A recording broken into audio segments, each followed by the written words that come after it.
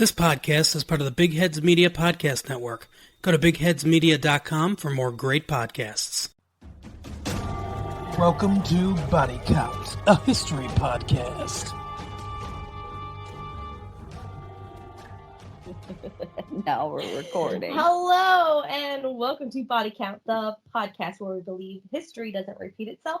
It rhymes, and a proud member of the Big Heads Podcast and Network. We're here to show you you don't hate history, you just hate the way it was taught to you. Only rule, when we choose a topic, someone, or a lot of the case, someone usually dies. A lot of someone's die. So we give you the series of events in a narrative fashion, and by the end, correlate said story with current events. We are not PBS, Ken Burns, Dan Carlin, etc. So if you want that Hoover-esque, just the facts, ma'am, history podcast, we are not going to be for you. So there will be analysis and opinions. Know that those opinions are our own. Know that, well, today, know that I'm holding my co-host verbally hostage. So direct your hate, I guess, at me for this episode, folks, where it belongs. So it is said that tragedy plus time equals comedy. So know that we are going to giggle at some occasionally rough subject matter. We're not actively trying to offend anyone. So you've been warned. So I'm the host today. My name is Bethany Skelton, and I can't believe I'm saying this, but I'm joined by my co-host. Your co-host, Jessica Manor. That's right. And I want to reiterate to all of our listeners, if you've got a problem with today's episode, I did not do the research. I did not do the writing. I did not pull the sources. If you want to destroy it, DM Bethany, which don't DM me. I will end up just crying, so probably don't do that. I'm more sensitive than Jessica, so. To be honest, I ignore most of your DMs. Honesty, straight honesty. Honesty at this Body Count podcast. Best policy I hear through the grapevine. Okay, so of course, as usual, a lot to get to today, but of course, housekeeping. We are part of the Big Heads Media Podcast Network, a great collection of podcasts. We are super, super excited. So go check them out on social media. If you love the show, please go and give us those 5 stars on iTunes, or subscribe or follow or like wherever you listen to podcasts on your platforms. You can say whatever the heck you want. It's not to make us feel good, although we do feel wonderful. We do when get we kind get of our a rave boost. reviews. But it does help us out on the business end. So to that note, we're about to get our Patreon actually back up. Yeah, so we are. that. So I know we've been kind of in a hiatus. We'll wrangle Warren back into that for some interviews. Yeah, that'll be fun. We'll pull several people. We'll do a bunch of different things. He's a media whore. You'd be surprised how many academics we're going to find that are media whores, guys. It's going to be fun. They like it. I've already got them lined up. They like it. So we will put up some bonus episodes, interviews, and body counts, etc. So we'll be sure to keep you updated via social media when that is ready to go. So follow us on our social media, which we will plug at the end, because we are going to force you to listen to our bull-ass. I said bull-ass. Do you like that? And we have so much bull-ass. Because we're finally right here side by side doing this for once instead of across the country. Which this is the first time, not the first time, but it is the first time in almost a year. Well, not quite on a year, but last time we recorded something together was literally almost a year ago, and we were in Georgia. This time we are in the great state of Virginia. In the country, where our kids have discovered bear tracks in your backyard, and they are obsessed. They've created a club called the Bear Killing Club, which I don't know how I feel about that. I don't either. I don't really know. I just called the National Forestry Service, and I thought that was the end of it. But the children just simply aren't going to let it go. Supposedly, they found claw marks on a house and more prints, and they've got a trap they're going to set. To be fair, it did break our back fence. So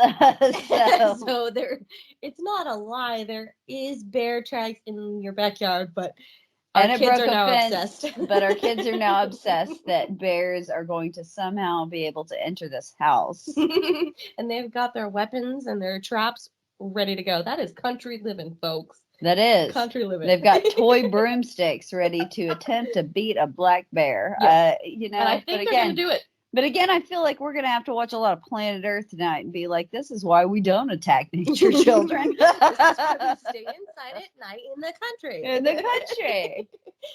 Oh, gosh. Okay, well, let's go ahead and just get her done. Oh, I'm Get her. excited. Get her done. You ready to learn? You ready to learn? Oh, my God. So, as you can tell, I did start this off as saying that I'm the host because we are doing our second backwards body count, which just means I did all the research, which is kind of interesting, but you know, Jessica's in for a wild ride. So, Jess, let's go. Really quickly, can I say that I love that Bethany's research includes like really great articles written by historians, but mine's like 10 pounds of archival shit that's put into this weird exactly, because here's the thing, Jessica. But here's what pisses me off is the historian has already used that archival bullshit to go and but for some reason I feel compelled to do the real work. And then when I hear the backwards body counts, I'm like, well, fuck, those are just as good. Oh, sorry, Karis. Those are just as good. What a waste of my time. Exactly. And this is what I'm going to get into, because Jessica, I did have way too much fun with this. And honestly, I don't even know if that's an okay thing to say when we're talking about people dying, but whatever, right? You know, so, not the worst thing we've said on this show, or not in recording. Nor will it be. So I did get a taste of what you get to do, but I'm just less anal about it. So, but don't get me wrong, I did dig through research and double check my facts, just like you taught me, and everything. But you are way more uptight when it comes to this stuff. But that is because you're an actual historian. So I'm not hating on you. I'm just saying I didn't want to tear my hair out or break down and cry. Here's at any the thing point. that I love, though. I'm always like, yes, I'm an actual historian until I meet one that's truly gifted. And then I'm like, wait, oh, maybe I'm not. I'm the Morty to this, Rick. All right. So, Jess, I'm going to take you back. We're going to go back to 1903. Hold on a minute. I've got to visualize. I'm getting the flux capacitor. Okay, get your flux ready. Capacitor. I'm getting in the DeLorean. Plug in 1903. In fact, December 30th to be exact. So December 30th, 1903 in Chicago. Okay, I'm there. Okay. It's freaking cold.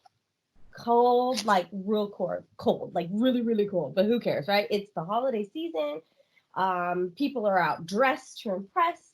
They're going with their mom or their, uncle or aunt, their relatives to downtown Chicago to a new and beautiful theater because they're going to see their hometown legend named Eddie Foy. I'm not sure if I'm pronouncing his name right. Am I saying it right? Foy, F-O-Y? Foy. Okay. So he's in an over-the-top musical. I mean, hello. Everyone knows how we feel about musicals. All right. Do they ever? By musicals. So this is actually a brand new, only 5-week-old Iroquois theater, which we did have a discussion on how we would pronounce this. But we didn't want to go offensive. Right. We wanted to make sure we said it correctly. Iroquois, but we're going to go with Iroquois. Iroquois. That's where I'm going with. So this is a 5-week-old Iroquois theater. So the musical being performed is called Mr. Bluebird, and it's full of actors' masks of different animals, men in drag, lavish costumes. I'm already fucking into ballerinas suspended above the stage, swinging like a tree. Again, this is totally our scene. You just described why I would have been there on the day. Yes. We would have been like, let's take our children and go. Like, this is totally what we would have gone and done. So, of course, the first... Wait a minute. Taking our children? No, we wouldn't have. We would have found babysitters. Or, since it's 1903, we would have had the help do it. And then we would have gone to the theater. And then we would have gone to the bar at the theater, and we would have gotten like plastered to experience everything wonderful this was going to be. Yes, we would have had just absolute high expectations, a great time. It sounds like a great time. We would have totally been there. Bangkok. Oriental City. However, we're going to soon find out why we should never have been there. Oh, shit. Yeah. So the first half of this musical actually went off without a hitch. The audience had been fully engaged, loving every minute of what they had paid for. Of Who course. wouldn't? Who wouldn't? Hello. I just described the Men are in ultimate. dragon elephant masks. Like hello. And it's a musical, so people are singing, dancing, being crazy, lavish. I love it. Everything you're about just all about my ideal Saturday night. it. Exactly. So this is, however, the second half of the show. This is where things get kind of shaky. Okay, so the show started. The second half of the show started about 3:15 p.m. When a stage light popped. Oh. Okay, and it sparked and it ignited a nearby drapery. Oh. So now I've been in many shows myself, and things like this happen like all the time. Like but there were much safer light fixtures. Right. But there was nothing out of the ordinary for these professionals. They knew exactly what to do. I mean, hello, this isn't, again, like they said, this isn't the first time that something like this would have happened. So they have. In Texas, I believe we would say it ain't their first rodeo. This is not their first rodeo. It really is not. So they knew exactly what to do. They tried to stamp out the flames with a primitive retardant, but it starts to spread quickly to all, of course, the flammable decorative backdrops. Not good, okay? But hey, the show must go on, right? Yeah, but Who cares if the scenery's up in flames? Let's go. Here's the problem. I'm Next also scene. going to be sitting there like high as a kite, like that guy in Hamlet too, going, yeah! Is this part of the show? Yeah, is this part of the show? This is some It's great amazing. special effects. It's the best shit I've ever seen. Burn it down. Oh gosh, but okay, so being the diva star he is, Eddie Foy, who was actually all dressed in drag for the next upcoming scene, That's my girl. comes out because the audience notices things aren't exactly right. What? Was it the flaming set that did him off? Or was it his flaming outfit? I don't know. I don't know. I don't know which was one. it the fact that he was a 1903 version of Elton Johning it? Or was it Which one was more fire? Inferno of the background? It does not say, but I'm assuming maybe a little of both. Let's just go with a little of both. But so what he does is he tries to actually calm them all down, tells them all to stay seated, and he even asks the orchestra to play louder and longer to try and give the Just like stagehands. the Titanic. Yeah, it really is. Oh my god, I never thought about that. But he does it because he wants to give the stagehands some time to get the fire under control. How considerate of him.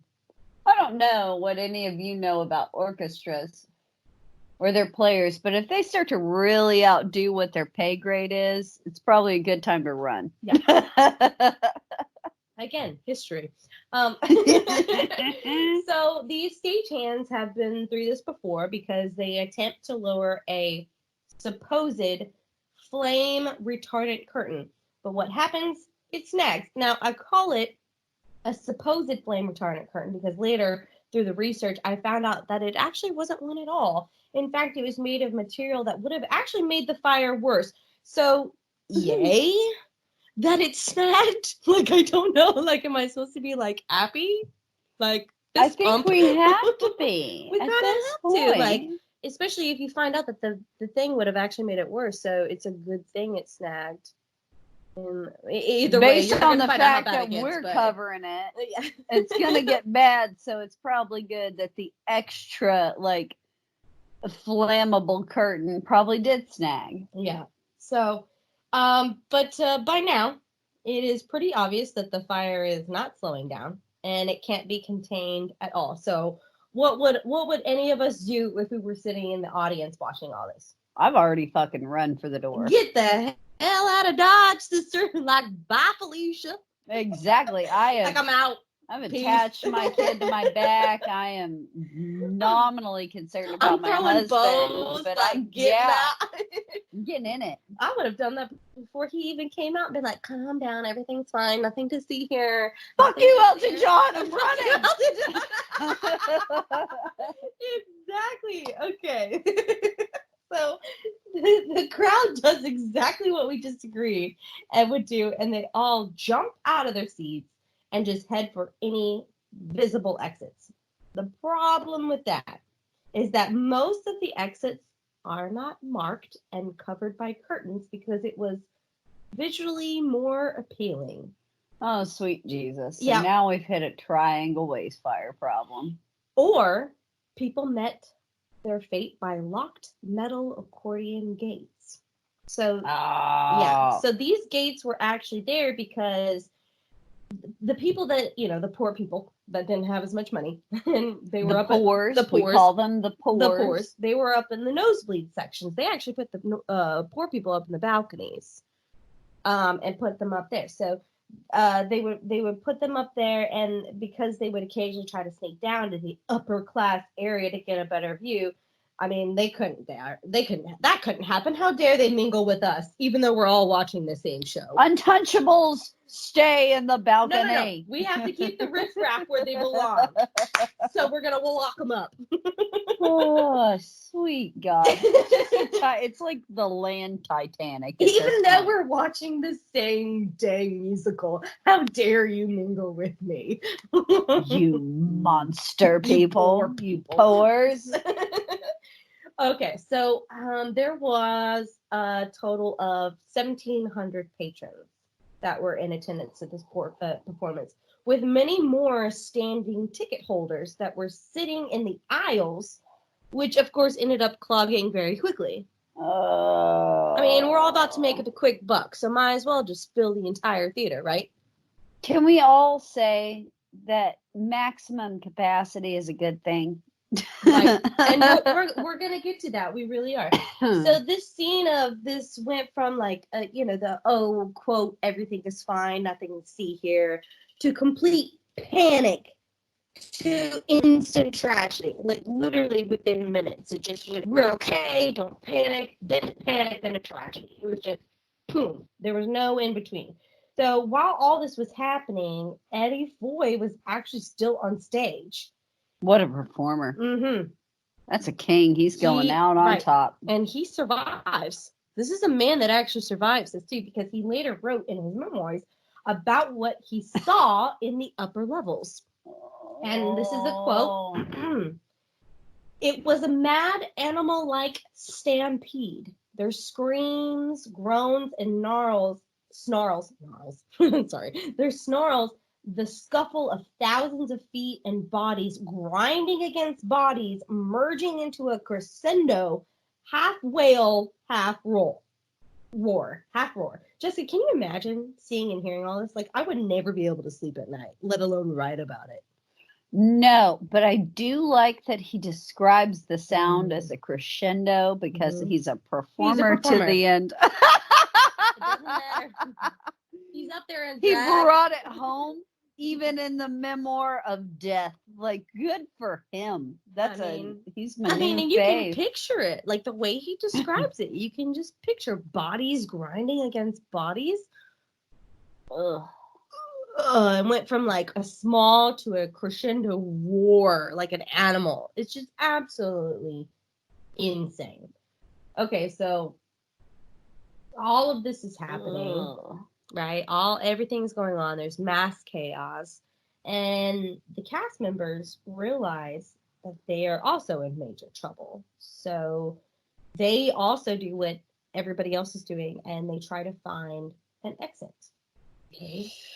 They end up opening one of the rear stage doors. Oh my God. And now it's one of my least favorite movies. Yeah. So this Backdraft. This is a wrong move. If you've ever experienced any kind of thing like this or watched any sort of movie or anything, it's one of those things where it's a recipe for disaster. Okay. So after they do this, Those are our favorite recipes. that's why we created this show. So the backdraft from the door, like from the open door, causes this huge ball of flames, which is shit. Exploded throughout the theater. Wait a minute, everybody listen. That's me this time, because I'm not telling this story. I'm listening. Usually it's me that's cracking the beer. I like how you popped that during the explosion part. That's a good I one. was trying. Oh, I'm glad you appreciated I did that. appreciate it. I'll cheers you on All right, that. cheers. So this explosion happens, right? And it instantly kills many people. Oh, well, everybody in the path, right? Because it's and it's a lot. What I'm seeing is this massive fireball. Am I correct? Mm-hmm. Mm-hmm. And the fireball doesn't go down into the, rich people. It goes into the upper balcony. Oh, of course it does. So, I mean, these people can't get out of the balconies, of course. Where everybody's living in a goddamn chain gang. I shouldn't laugh at that. That was weird. Why did I laugh at that? Maybe because I'm uncomfortable with what you just said. Anybody that has watched listened to this show knows that's the least offensive thing we've ever said. I know. Oh man, so it was so explosive. This is how explosive it was. It was so explosive that it actually caused one of the exit doors that people couldn't get out of to open. Like it actually busted out a door. Which thank God, because it helped a lot of people out that were struggling. Because the doors were locked. How do we view that though, ethically? There's a fireball. People died, but it blew up the door. So here I'm alive. Everybody in the middle of the fireball most definitely instantly died, but here we are on the other side of the fireball with an exit. Yeah. Mm-hmm. So I mean, you give and you take. Don't spit your beer out, Jay. I just took a big old drink and I almost spit it all in myself. Oh God. Oh gosh. So there were some people that did manage to find that were in the upper level. They found some fire escape, but of course when they got there, they only realized that it lacked any sort of exterior ladder down to the ground. So yay, they found an exit, but they couldn't actually leave the building because there was nowhere to go. Boy, that is a hey, jump to your death. That's a fight or flight I don't want to be in. So either plummet to your death or burn. Which would you prefer? The lesser of two evils, I guess. Well, that's a real 9/11 question from you there, and I think I'm gonna go with jump. I'm gonna jump too. I'm not gonna burn. Jump. Well, this is actually something that I found that was kind of a little hopeful. There were workmen in the building, just across the street, and so what they did is they took boards and make this makeshift plank bridge from the exit to the building. This is why we do this show, because when you think humanity is just as awful as it will ever be, when we get in these disasters, people pull it's together. kind of again, Triangle Shirtwaist says people finding ladders that they could at least extend up, do something. And they're putting wooden planks on a fiery building. And they could have just been oh, hey, waving. It's on for your fire. life.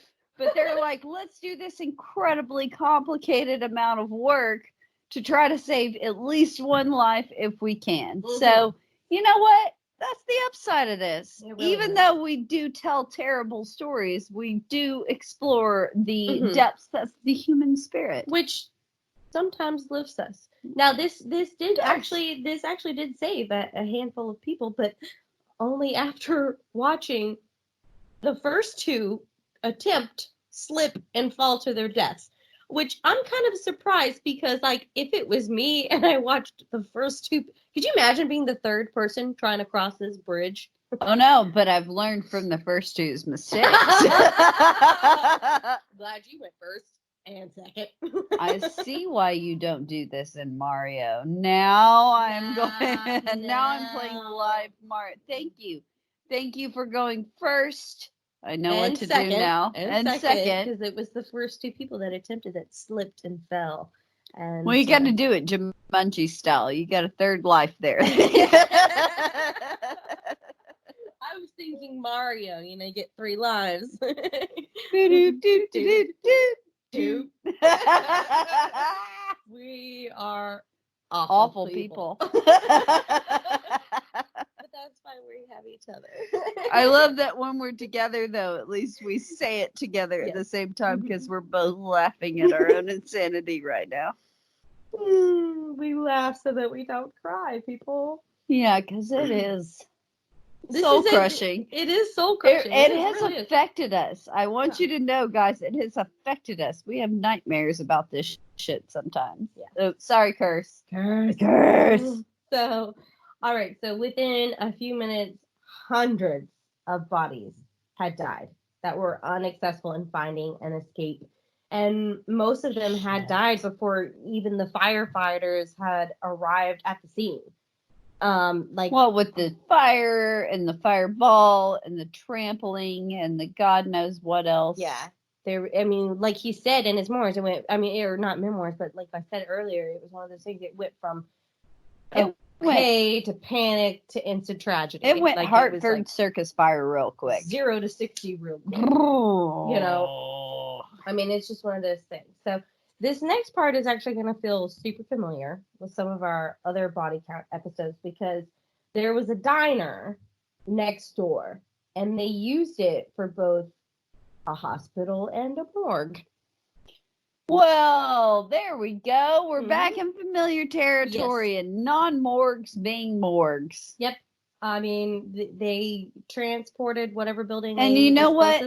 I understand that you got to do what you got to do, but also, if we don't have maximum capacity, clearly health inspection wasn't like on top of the list for diners either. Because I would imagine today, after you use a diner for a morgue, the CDC is going to be kind of all over that. But I don't think it's going to be a diner after that. Like, hey, you want to go to Burger? Oh, hey, by the way, my daughter died on this table. On this table, in full view of all the public, with charred remains. Like that's. The and then we got to identify the body. Mm-hmm. So, in this whole process, doctors are desperately searching for any sort of living person in literally what they call a sea of charred remains. Like they are just making sure, are you dead? Are you dead? Are you alive? You know, and they're just burnt to a crisp. No, it's like the cookies you forget when you go outside to smoke a cigarette or something, and you forget the cookies in the oven. But they're human cookies. They're Soylent Green cookies. It is just sad and sickening, and one of the worst things I read in this actually was that the trapeze, there was a ballerina that was hooked up for her scene to be a trapeze. She never made it out. Her thing got stuck. Well, it got stuck. She couldn't get unhooked. And so, she never made it out. She was one of the performers that never made it out alive because of the fact that she was up in up at the very top in a little cubby hidden because her thing was going to be a surprise where she swung through. Yeah, and it all rises. Oh God, that's horrifying. She was one that was, strapped down and basically died. Just strapped. Oh, that's a yeah. That was one that got me. Did you want to get me with one? Did you want to get me this week? Fuck. I wasn't trying to, but I've been trying to generalize, but yeah, you just that makes me want to vomit. It was. And by the way, he can write all the memoirs he wants, but imagine those doctors' memoirs where you're. And actually, I'll talk about that a little later. But okay. You can find people, the survivors and families have written books and their own experiences about what happened and how it all transpired. And again, survivor skills. it's there. I'm never It's going a to real want to thing. find that. So, Well, I will tell you Ugh. the website where you can, just in case. oh, don't do that to me. Yeah. So, obviously, this is a huge disaster. Over 600 people have died in this Oh, this tragedy. So it's over 1,700, 600. It's almost of half. 70, yeah. That's almost half we're of the people that attended. statistically getting real close. Yeah. I mean, so family and friends soon start to descend on the diner, and of course they're hoping that they're going to find their loved ones and somehow manage, that somehow manage to escape this fiery death trap that they went to. And of course, they're going to be very, very disappointed because of all the people that did lose their lives. And the loss of all these lives really actually made a huge impact on the upper middle class society at this time, because that's who the majority of the audience was.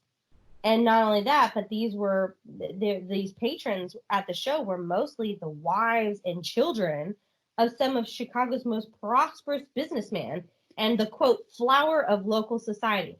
So, I mean, we're talking about, Yeah, let me mayor's guess. Their ask sisters. was to throw a couple dollars at it. They never thought about these poor poors again.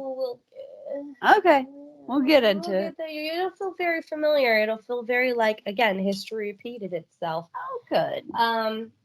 But because it's what we do here. yeah, and it hurt. It hurt them. It hurt them a lot because, and it's sad that it took, upper class people for a tragedy, and we see that even today.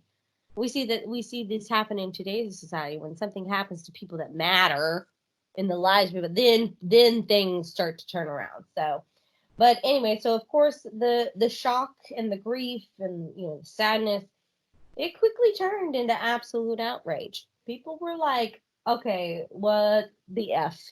Who's to blame? Why did this happen? Especially since they advertised. Yeah, they actually advertised this Iroquois theater to be like the Titanic, this opulent theater to be, quote unquote, absolutely fireproof. Like the Titanic is unsinkable. Okay. But you know what I mean? So when are we gonna stop doing this in history? God, nothing is absolute, people. Nothing is absolute ever. So I mean, if that's how you're advertising, so how could hundreds of people, most of again, which were women and children, die so quickly and rapidly? I mean, how was this? That's a good question. How did the fire spread so quickly and hot enough to start burning bodies? Mm-hmm. Okay.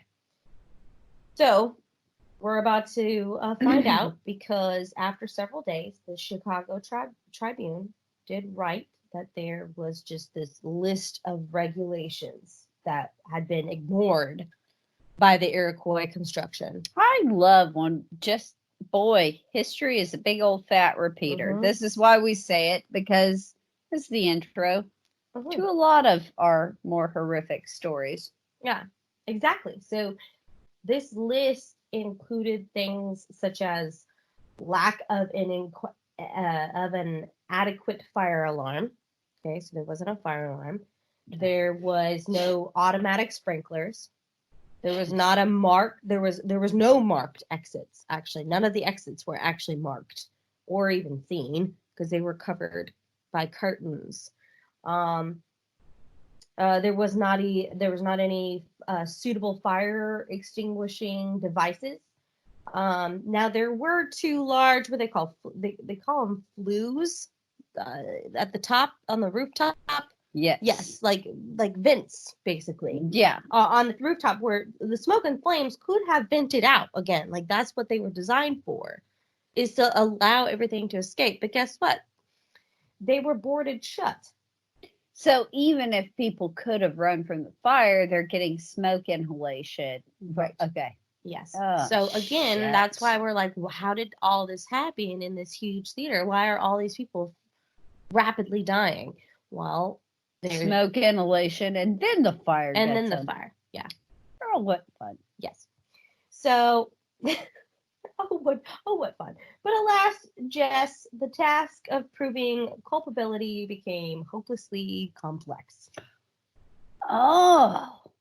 Because, of course, there were many people pointing fingers at each other because they had all failed to carry out their duties that no one source could be concretely assigned sole responsibility. And then they all got really good lawyers.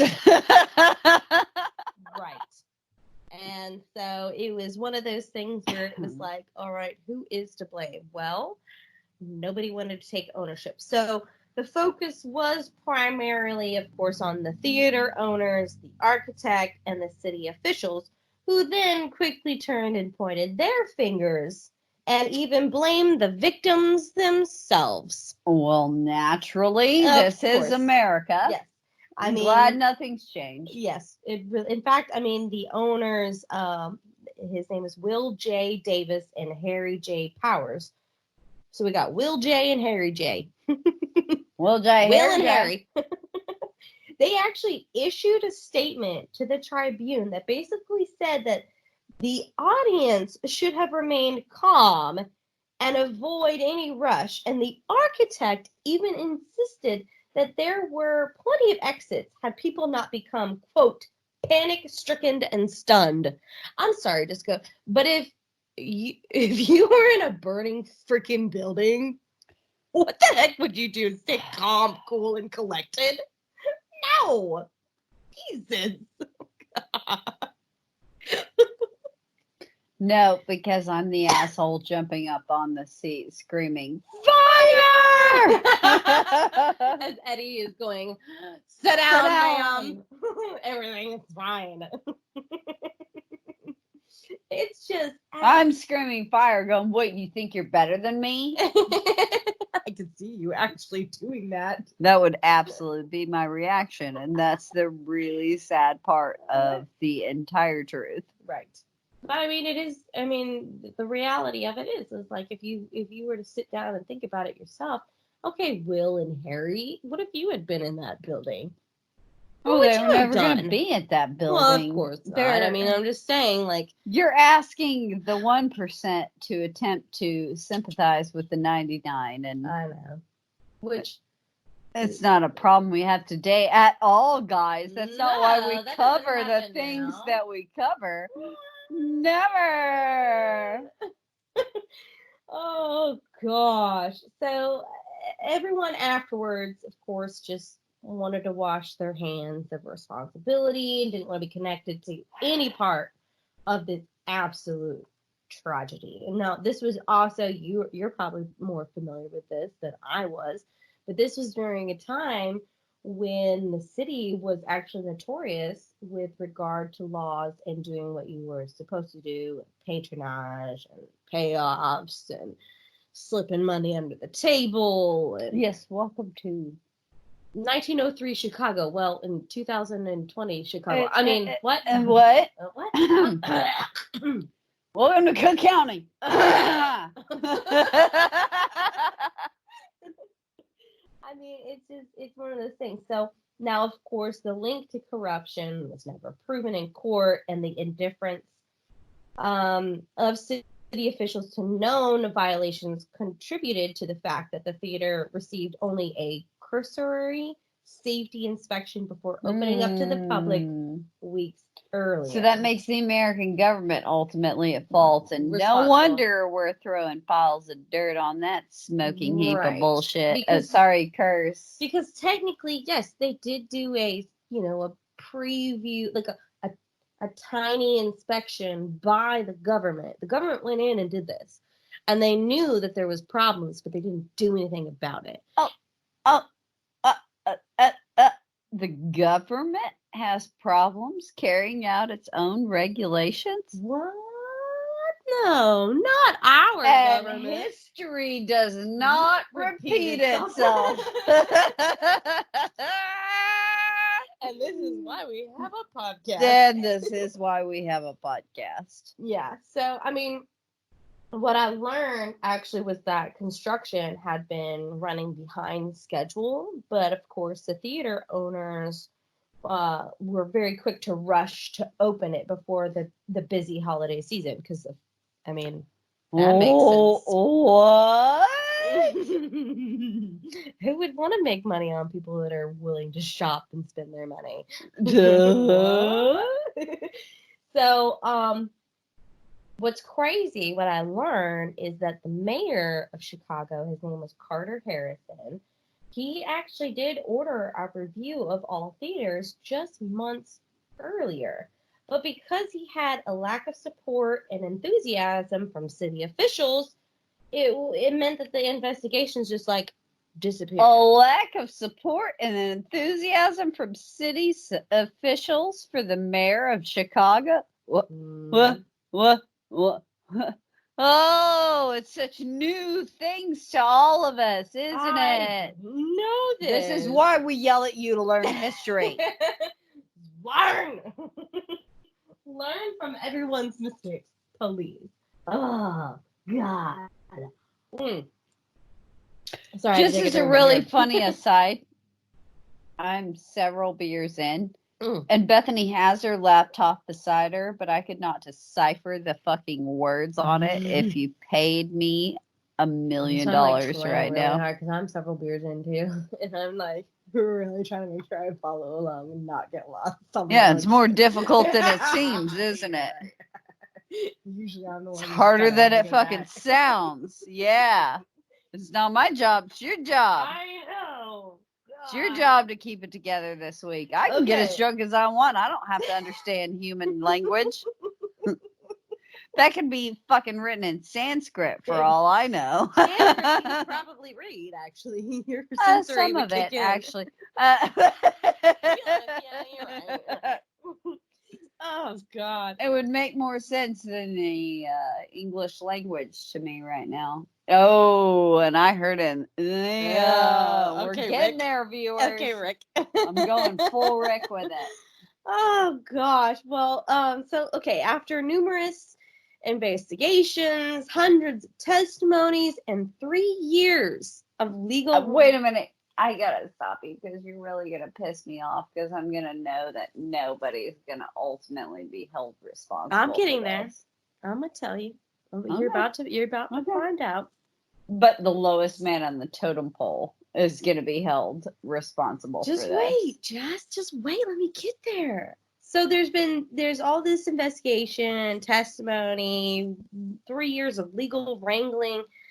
Intense masturbation. I get it. Mhm. Yeah. Not a single person was ever held criminally liable. Oh, well, there it is. Yeah. So many of the lawsuits from victims' families died out, becoming too expensive to maintain against multiple defendants, including the theater owners and city. So...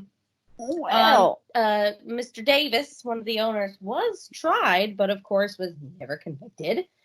In the end, a batch of payouts went to families from the construction company that had built the theater, was the only concrete liability. That was it. But, yep, that was it. Wow. Yeah. So, but this fire was one of a series of major headline-making fires in the early 1900s, and it was a catalyst for systemic. Wow, that's how drunk I am right Systematic. now. Yeah, systematic changes to help prevent a fire of this magnitude. Sorry, my lips didn't move correctly. It's all right. We all know I was super high the other night on the internet, and I was saying vociferously and tempestuously. Okay, I'm not even going to attempt to say the word and embarrass myself in a recording. But to be fair, the recording sounded exactly like a woman like Bethany talking, which made it even more entertaining. It was What she's great. talking about is we were trying to find out how to say a specific word. We asked Siri, and Siri gave the pronunciation, and I said, "Oh my God, that sounds just like me." It was kind of creepy. Because Bethany didn't believe my pronunciation of the word. Whatever. Anyway, it did. So all of this, it forced Chicago to take a hard long look at how they regulated large public spaces in the booming city. Yeah, because prohibition's coming, so they're going to want to do that. Yeah. So within days, the city shut down actually all theaters in the area until they could be inspected and repaired to standard, and national headlines actually forced other cities across the country to follow suit. So cool. A bunch of people, upper middle class people die, and now we're gonna actually take action. Finally a win. Awesome, a win. Okay. Sort of.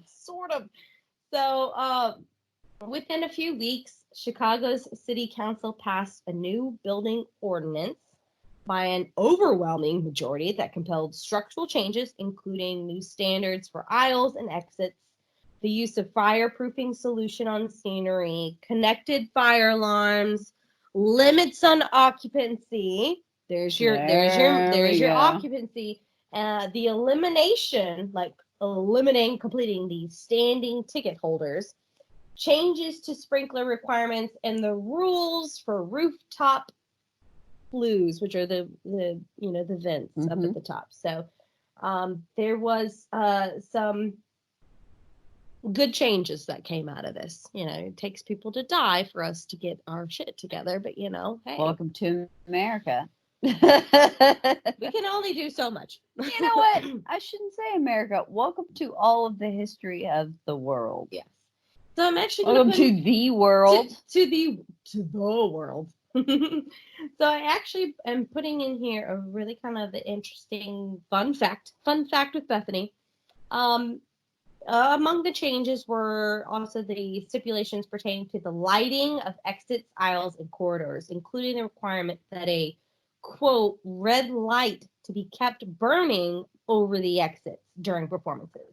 Now, this was a thing that wasn't even a thought, because it pulled away from the audience, and performers were distracted. To be fair, I am distracted by exit signs during performances. Trust me, as a performer myself. And I'm always like, can we just cover that up? But now you know why. I know. Yes. No. Because people you know, the more you know. Because remember, these people, they just fled, and because there was no sign saying here's your exit, or the fact that they were covered up, and not to mention they were pretty much locked. A lot of these exit doors were locked. See, I'm going to tell you right now, I'm a person that's clocking all the exits in a place before I even sit down. Right, and we've talked about that. Yeah, we've talked about. We've had a discussion. I just assume that I'm going to get shot someplace. So or trapped or something. Where's the nearest exit? Yeah, because we do this. Yes, I mean and not only that, but a lot of these exit doors, they were actually locked too. Because they didn't want people from the outside coming in again. They had the slide cages on them. I mean, you guys, you know what we're talking about. Like the slide cage, even if you got the door open, there was still, even if they got it, again, like people said, like once they found the exit or they found a way out, sometimes there wasn't an actual complete way out. Like, yes, you got out, but how are you going to get down, or how are you going to get to safety? It wasn't there. It wasn't. There was no such thing. So these signs were to be illuminated by a source of light independent of the theater lighting system, and this is a critical point, because the Iroquois Theater's electricity had gone out during the blaze. Right, exactly. So like, it's just one of those things, like, all right, we can't have these It's like lights. If anybody's ever been in a building that the power goes out, but you can still see the exit signs and everything. You can still see exit signs. Their emergency generators kick on. I mean, it happens anywhere you go, especially, think about places like Walmart, or anything like that. I'm thinking about banks. Or banks, or anything like that. You still have a different light source connected off of something else that you can still see and get to safety. So, an April 1904 edition of Western Electrician highlighted the adoption of exit lights, which were also supplemented by sperm oil lamps. I found this funny. In the event that the current supply is interrupted. So I mean the whale, but I get where you're laughing. it just made me Sperm giggle. whale. Sperm whale. Jizz is lighting the in kindergarten exits. right Jizz all over the Jizz exits. like. Jizz like. Sorry. Oh gosh, but okay. So anyway, although technology, of course, obviously has evolved, signs like these were the forerunners to the glowing red exit signs in theaters that we see today. The Iroquois fire also inspired the development of what are called panic bars. So these were actually placed on the emergency exits. Because remember what I said, like these doors were the reason why people couldn't even get out of the exit doors once they pulled a curtain away and found it, they couldn't get out. Intense emergency exit bar that you have to hit to get out. And it might sound an alarm, blah, it blah, sounds blah, but the alarms. It triggers a response Yes. from emergency responders faster. And yes, don't do it for fun. People get very, very angry. Exactly. So I mean, because of the fact, and these were put in place because, again, people, once they got to the door, they couldn't figure out how to open it. And then, of course, people are rushing them, and people are just piling up against the door to get out. So here's your exit, but you can't get it open, and now you're being suffocated to death by not only smoke, but by people that are smushing you into the door. Like, here's my life-saving exit, but I can't get out of it because of the way. We're back to triangle shirtwaist. Yes. I'm being made sick right now. Yeah. So these were placed on the emergency exits. Weirdly enough, this actually a guy named Carl Prenzler. He is a hardware salesman. He was actually going to attend that very performance of Mr. Bluebird on the day of the fire. He was going to go, but he didn't. He dodged a bullet. Yeah. So instead, he went on to work with his colleagues to invent the crash bar mechanism on doors that prevented entry from the outside, but could be easily open under duress. And generations of his first design have actually been used in public buildings for over a century. Wow. Yeah. So weirdly enough, that he didn't attend, and because he didn't and know that he could have died. We can now all hit emergency exits because of this guy. Yep, because of Carl. Good for you, Carl. Good for you, Carl. You're the best, Carl. Let's cheers, Carl. I'm going to cheers to Carl. Carl Prenzler. You the man, son.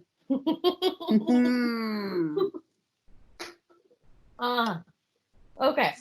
So we actually are almost done. I'm going to talk a little bit about I've got a little bit left here to talk to you about, but hit us with the why it's important. Well, I'm getting there. So while new laws and innovations would make theater safer, they continue to depend on highly visible tragedies, influencing the least tangible and most variable of factors like human behavior. Yeah. Because we're animals. We are. The Iroquois Theater could have had all the necessary standard regulations. It could have had open flues. It could have had, viable emergency exits. It could have had everything. But the thing is what you have to understand is that it probably wouldn't have made a difference because unless there is vigilance and diligence and even things on the books that can be ignored by both builder or the architect or the inspector and the building owner, there was a lot of people. And people rushed to whatever they could find. And when humans gonna be human, it's human nature. When we see a problem, we're gonna run. We're gonna run. We're gonna run. We're gonna run. Fight or flight. Fight or flight. And there can't punch a fire in his face. So. No, you can't. I mean, that would be cool. I'd love to see that. My but God, it doesn't somebody exist. could punch a fire in the face. It just doesn't exist. So, but there are a lot of people that need to be in compliance and do their part in order to have the kind of world where people are protected. And one thing is for certain that theaters today reflect the cumulative and painful lessons learned in tragedies like the Iroquois Theater fire. So it's just one of those things is like when you go to a place where you are compacted. But also be aware. Yeah, be aware. Constant vigilance, as Professor Moody from Harry Potter always said. Constant vigilance. Know where you are. In fact, that's what they do on airplanes too. Here are your exits. Focus on the exits. You know what I mean? As much as I hate my civil liberties being violated by the TSA, I do have to say, like, they are very good about, here are your exits. Please pay attention. This shit is important. It is. It's once you get on the plane. Exactly. Are you responsible enough to pull this lever and release this exit valve? Like, that's important. Yeah, exactly. And so it does result, like, I mean, like I just said, like, we could have had that Air Force, say they weren't back behind schedule on construction and they had the ladders. It still wouldn't it wouldn't have matter been. because people would have climbed over each other on those ladders to get down and end up falling anyway.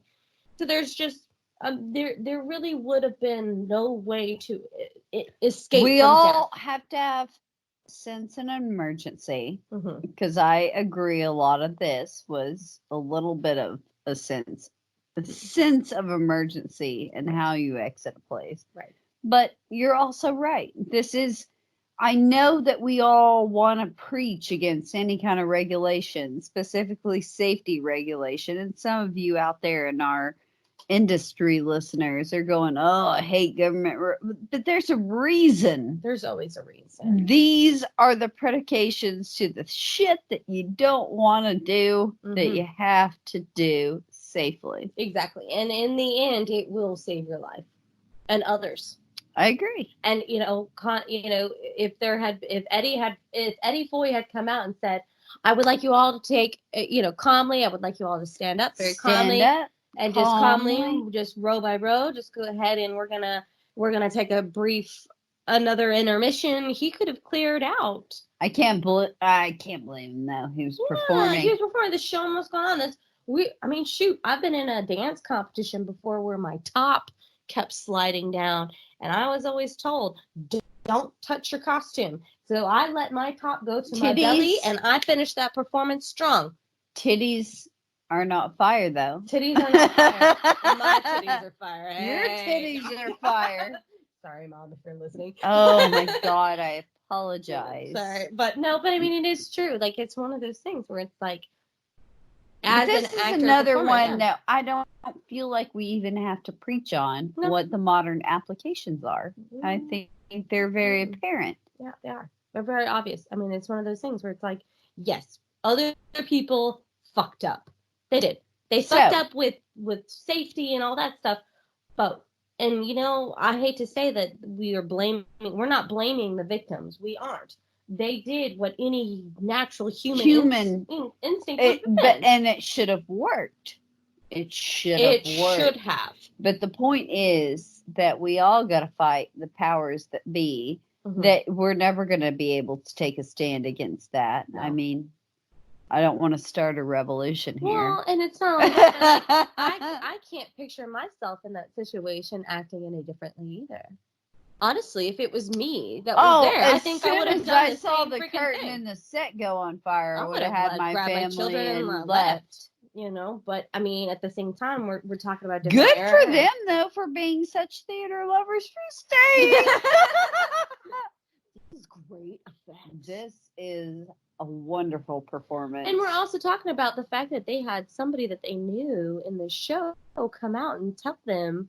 It's not his fault, though. No, I'm not blaming him either. I'm not blaming really anybody because there was a whole collective just doing the research. It was a collective fail. Yeah, it really was. What's disappointing, of course, and expected is that nobody took responsibility.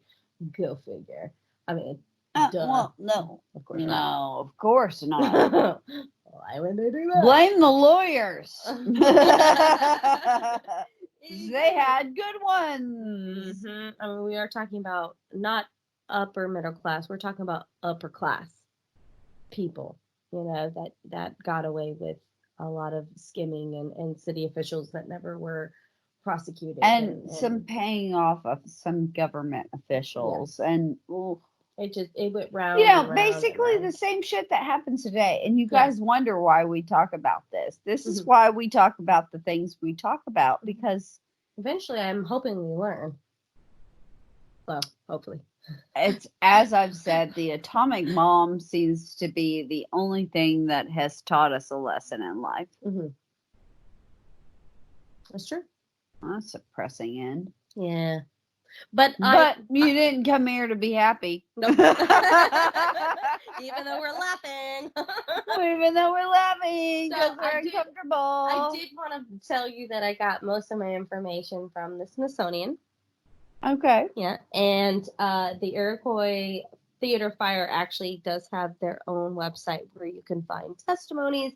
You can find where people wrote books. You can find where, a guy talks about how he lost his Okay. wife and all of his children. There we go. I'm done. That's all I need. Yep. You can is find anything and everything. You're not getting it from the Daily Mail. That's Or all I Wikipedia. fucking get. Or Wikipedia, Yes. That's all I care.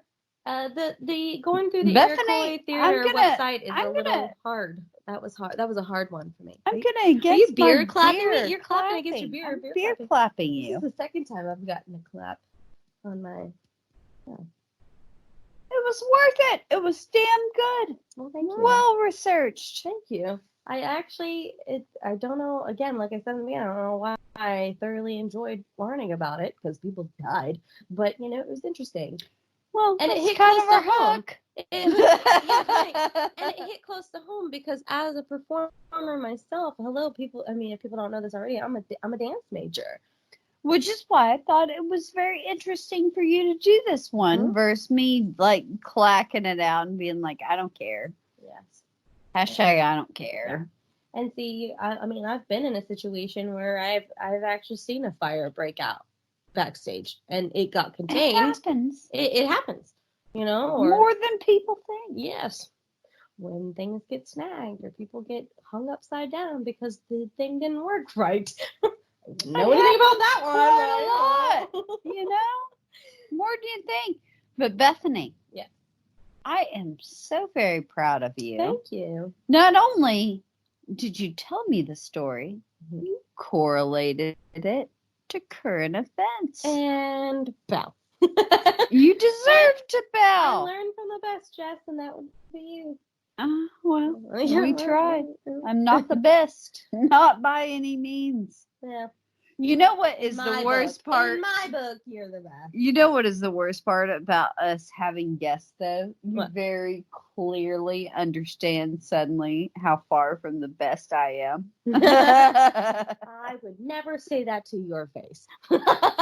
And that's what matters. And that is what Why we're I friends. appreciate about you. And that's why we're friends. You don't have to tell me, just assume Okay. I am more clever than I am. But guys, we gotta Yes. wrap this bad boy I hope you enjoyed it. I do. I know I'm not just with all the archives and the. I had no stuff. idea about it.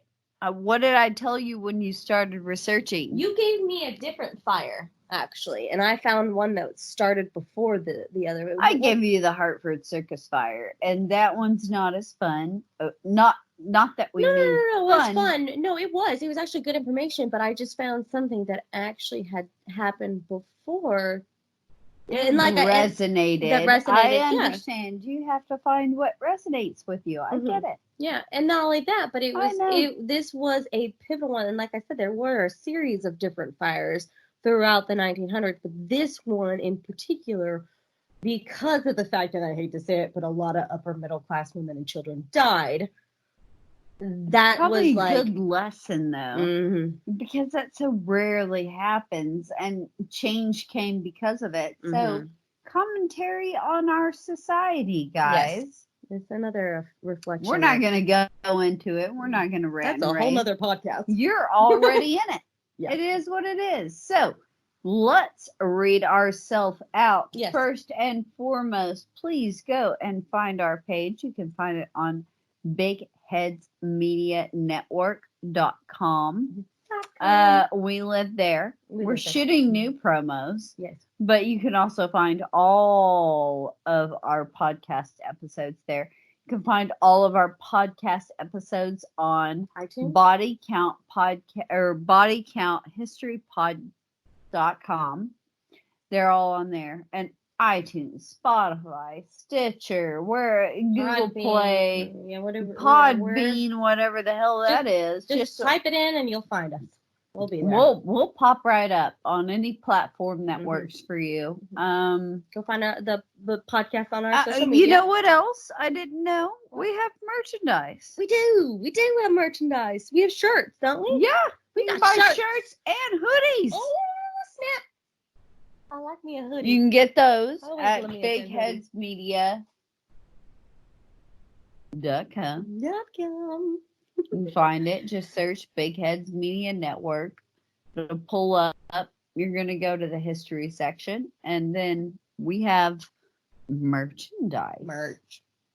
Yeah, and you can find our podcasts on social media. Body Catch up. Count Pod on all platforms that we're on. Instagram, and We're- yes, it's still Facebook. It's still up.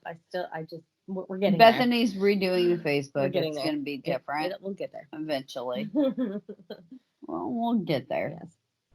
It's a lot. It's a lot for us. We live on Twitter and we apologize. We understand that everybody doesn't.